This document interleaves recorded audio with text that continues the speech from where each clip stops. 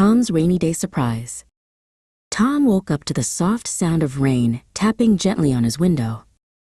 He rolled over in bed, pulled the blanket up to his chin, and sighed. "Oh no," he muttered to himself.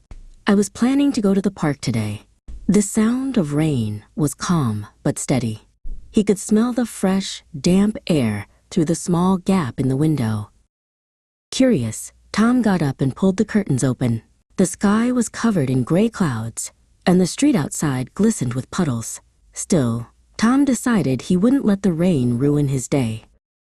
He put on his jacket, grabbed his blue umbrella, and stepped outside. The cool air felt fresh on his face, and the rhythmic sound of raindrops on his umbrella made him smile a little. As he walked down the street, something caught his attention. Under a wooden bench half hidden was a small, fluffy cat. It was shivering, its fur wet from the rain. "Oh, hello there," Tom said softly, kneeling down. The cat meowed quietly, looking at him with big, round green eyes.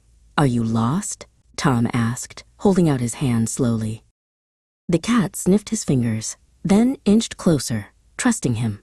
Tom took off his scarf and gently wrapped it around the little cat. "Let's get you warm," he whispered. He looked around for any sign of the owner. Across the road, a woman was taping a flyer to a lamppost. On the paper was a picture of the same cat. Tom hurried over, careful not to scare the cat. "Excuse me," he called out. "Is this your cat?" The woman turned, eyes wide with relief. "Yes. Oh my goodness, I've been looking everywhere for her." She reached out, and the cat immediately purred in her arms. Thank you so much," she said, smiling warmly. Tom felt a wave of happiness as he waved goodbye.